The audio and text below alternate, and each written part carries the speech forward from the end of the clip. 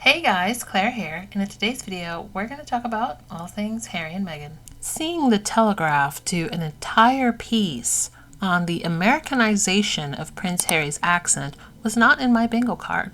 They legitimately had a communication coach and accent specialist go through the entire video of Harry and Jelly Roll, going through line by line, phrase by phrase. They did get one thing right though.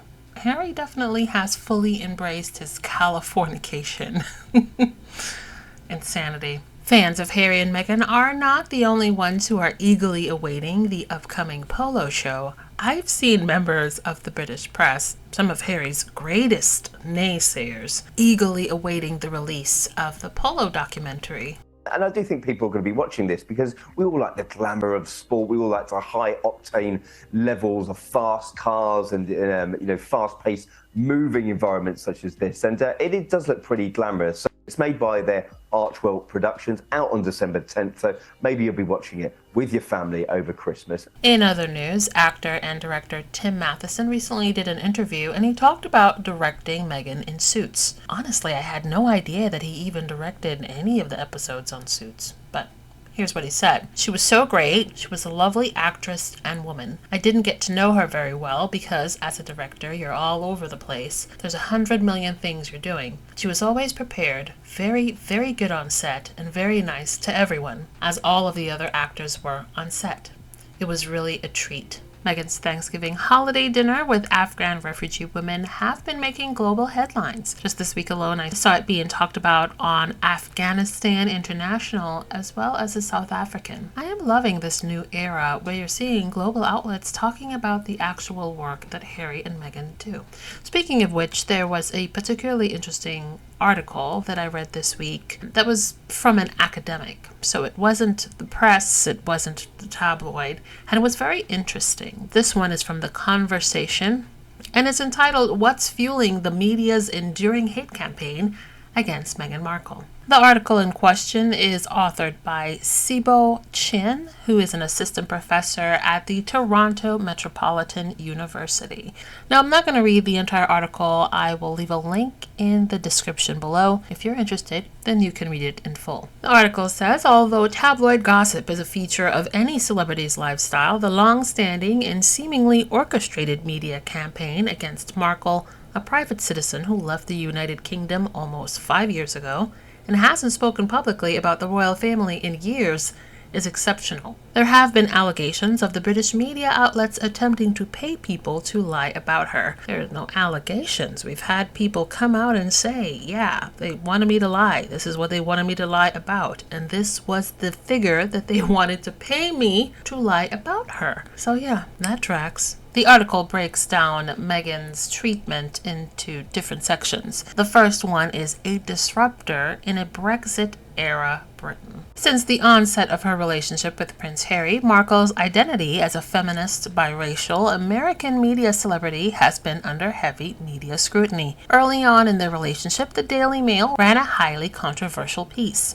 This piece in question made no attempt to conceal its racism and was replete with negative stereotypes of black urban poverty, depicting Markle as unfit for the privileged life of the monarchy. Nonetheless, the couple's wedding received generally favorable media coverage from a diverse array of outlets. This disparity prompted scholars to inquire into the symbolic meaning of the royal wedding. The second point in question is racial identity. Besides the gender perspective, racial identity is also central to media's discourses surrounding Markle, whose marriage to Prince Harry was depicted by some media commentators as a marked progress in British race relations. This widely held opinion, however, is disputed by many scholars. For example, Kinde Andrews, the first Black Studies professor in the UK, who led the establishment of the first Black Studies program in Europe, considers Markle's inclusion into the family a cosmetic change in representation. I agree. He adds that framing her entry into the family as a sign of progress press is a perfect example of a post-radical delusion that demonstrates how poorly the nation understands racism and the power of the desire to live in a fantasy of progress, rather than address continuing issues. Nailed it. The Duke and Duchess of Sussex's high-profile departure from the royal family in 2020 occurred in the broader context of Brexit. The media's portrayal of Markle reveals the societal tensions underlying daily news, particularly concerning race and gender.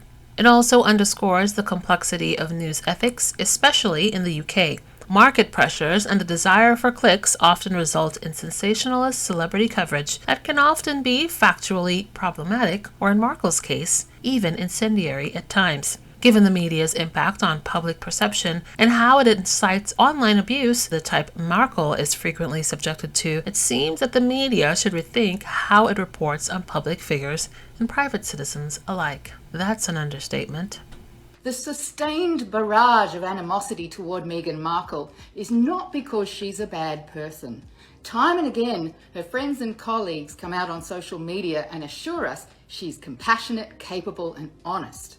No one who knows her personally seems to have a bad word to say about her, except, it seems, the palace, through and in collusion with the British media. The royals are a codification of British culture, so something big and structural is going on here. Meghan isn't just an American actress who teamed up with the second in line, always the axis of vulnerability for a monarchy, to rock the boat. She's a flashpoint in a battle to save the ancient patriarchy, not just the royal family, but the whole essence of what it signifies and stands on, ancient imperial power itself. Racist, sexist, theocratic, economically exploitative civilization. Yep, if this were a fairy tale, Meghan would be the Witch of the Windsors, the beautiful, troublesome foreign wife, convicted of obscure crimes, locked up in the Tower, and then handed over to the people to satisfy their bloodlust after they rejected the adulteration of the tribe. Because to them, Meghan, and I say this with absolute respect for her as a person and as a woman of colour, Meghan represents the ascendance of a once enslaved race into the Royal Britannic bloodline. Shock, horror. For the sane amongst us, this can only be a good thing. Even the Queen, after a moment's wistful reluctance, embraced the just and inevitable and made a point of welcoming Meghan into the fold. But even a queen can't prevent the media-led commodification of racial conflict and cultural upheaval playing out in her own family. If the domestic narrative of the royal family has a civic purpose, it's as a soap opera thrashing out issues of ethics, power, and international relations at a personal level. But who's writing the script? Prince Harry's determination to write his own script is clearly something he inherited from his mother. Their passionate belief that the monarchy could be reformed, modernised, democratised might seem naive, even vain at this point, but the march of history is relentless. Britain, already so much reduced from its imperial prime, is regarded by many as at risk of collapse. If the British monarchy is to survive, it must do what it always has, adapt itself to the ideals of the times. Trouble is, Meghan Markle embodies one ideal while threatening another. I just hope she survives. Have you guys seen that new Channel 4 documentary about Camilla? For me personally, it's not particularly shocking. If you've been paying attention, this sort of rehashes things that we've already known. But perhaps for those who don't really pay as much attention and is not in one camp or the other, it may be illuminating. A lot of ways it backs up a lot of things that Harry has said. So tell me, if you watched it, what do you think? When you look at the PR campaign that Charles's office launched, there was always an underlying motive. You are going to promote Charles and Camilla. Results were good stories published, bad stories suppressed. And if people got hurt in the process, including Charles's own children, then that was a price you had to pay. It quoted a family friend as the source. Any royal involved in illegal activities is a great story. The only problem with this was spin. this had not happened as they said. Now, it was spun then to try and show people that, don't worry, Dad's taking care of it. He's taken it to a drugs rehabilitation unit to show him the evils of his ways. It was a brilliant piece of spin and clever journalism by the news law. So they had the story, but the fact is they then did a deal with the palace and they then spun it to make Charles look as good as possible. As Harry tells it, it was a total stitch-up. Yes, Harry's taken drugs, but he didn't do the rehab. The story was basically fictitious. But Boland's spin worked. And within hours, the broadcast media made it head. I think it was a very bad decision on Boland's part. I think Charles was slightly distracted at the time, but I think he would probably feel now that he shouldn't have allowed that to appear, because it does look like a son being sacrificed to make his father look better. I think Charles's office were pretty cold-blooded in the way they used Harry for misrepresenting facts in order to portray his father and his mistress in a better light. They could never, ever make me like these two. I remember reading Spear and thinking how interesting it is to see Harry sort of humanize Charles in a way that I did not expect. But there is nothing anyone, Harry himself included, would ever make me think of Charles in a positive light. The more you learn, the more you peel back the layers, there is no one that he would not throw under the bus, well, with the exception of Camilla, for his own personal gain. Camilla does what she does and has always done that with the knowledge and permission from Charles. Charles is the father. He is now the monarch. He is the head of the church. He is the grandfather. And not once has he stepped up to the plate and do the decent thing. He allows Camilla to do all of this. Not only does he allow her to do it, he joins her in doing it and has done so for decades. Didn't care that his son is going through the teenage angst that we all do,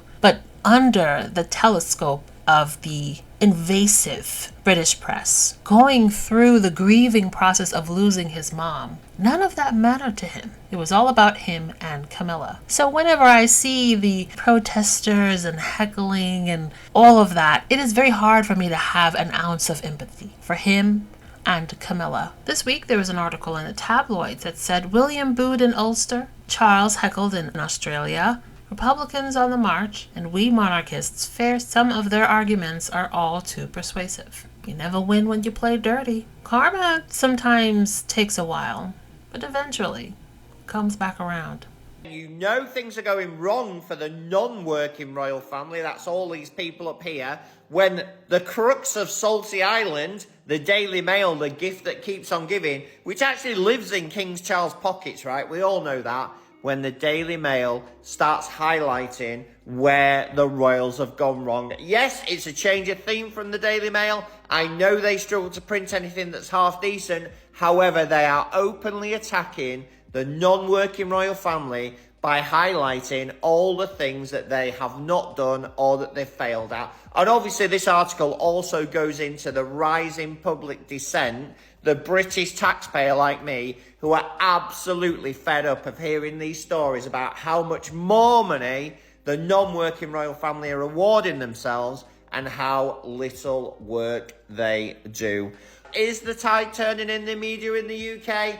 Is this just to fill up some column spaces? We're also seeing a lot of outrage over the obscene costs for Charles's coronation. And as some of you have said in the comment section, I too believe that the true costs of the coronation are far higher than the estimates that we have been given. Some of you may say, £72 million for a 20 million TV audience is good value, but I would suggest, well, you can get 13.8 million eating any old rubbish on ITV. My eating challenge on I'm a Celebrity 2013, watched by 13.8 million people, the second highest TV audience of the year after Andy winning Wimbledon. So, again, 20 million people at a cost of £72 million seems extremely expensive. So you could have spent the money on nurses, you could have spent the money on free school meals. We spent it on a coronation. Was it worth it? We are a middle-sized country, which punches way above its weight economically, culturally,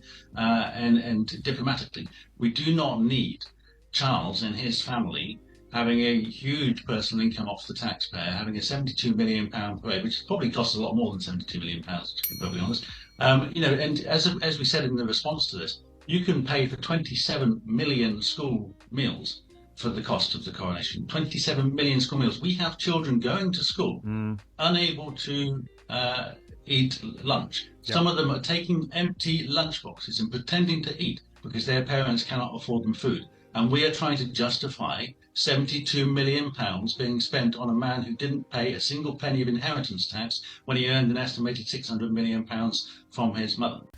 The idea that these two people have been sought after, just dehumanized, pitted against the royal family, the blatant lies, I mean, easily provable, blatant lies that have been told about this couple by the talking heads sitting on your television or on your internet should concern you.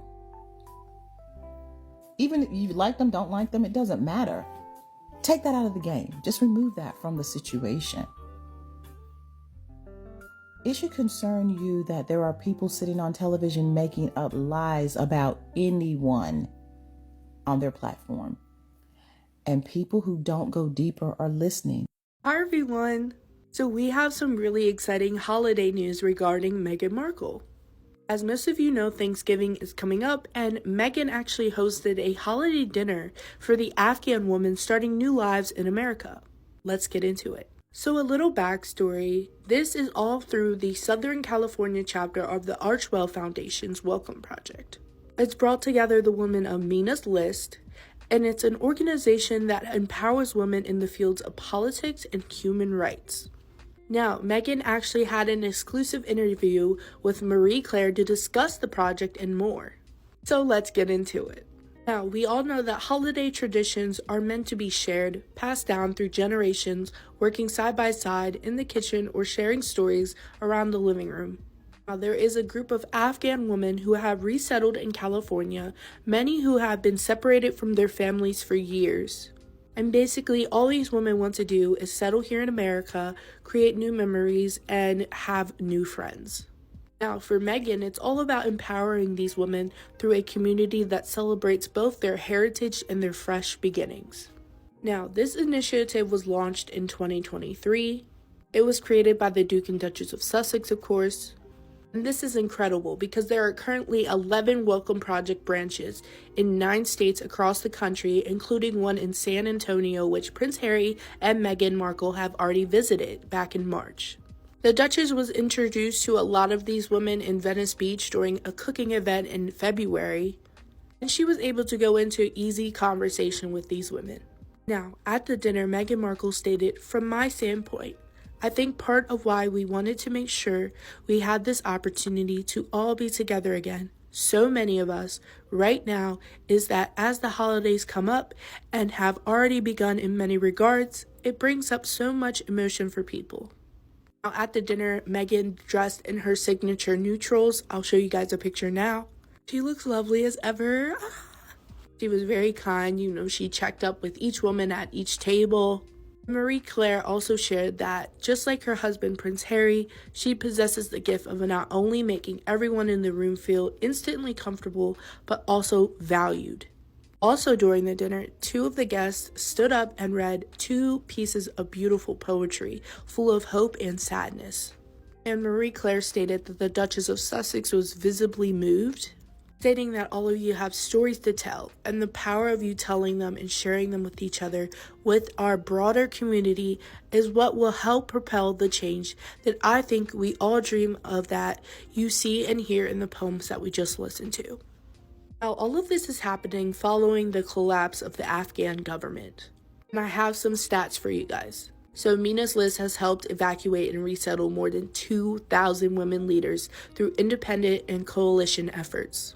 And the situation for women and girls in Afghanistan continue to be dire, with females largely prevented from accessing jobs, education, and even leaving their home without a male escort. According to a UN Women's Survey from August 2024, 99% of women the organization surveyed felt they had limited or zero influence on decision-making in their communities. Now, Marie Claire actually interviewed some of these women, and of course they all have different stories, but one of the women tells her how she arrived in the States after the wake of, and she was actually able to help some of the US soldiers by teaching them vital language skills before they went off to the Middle East, which is incredible, by the way. Now, some may feel that this is her betraying her country, but in all honesty, after reading those stats, it seems like she made the proper choice. And I think that's one of the reasons why most people want to come to America, because even though it sucks here, there's more freedom than what they have already been living in their living conditions.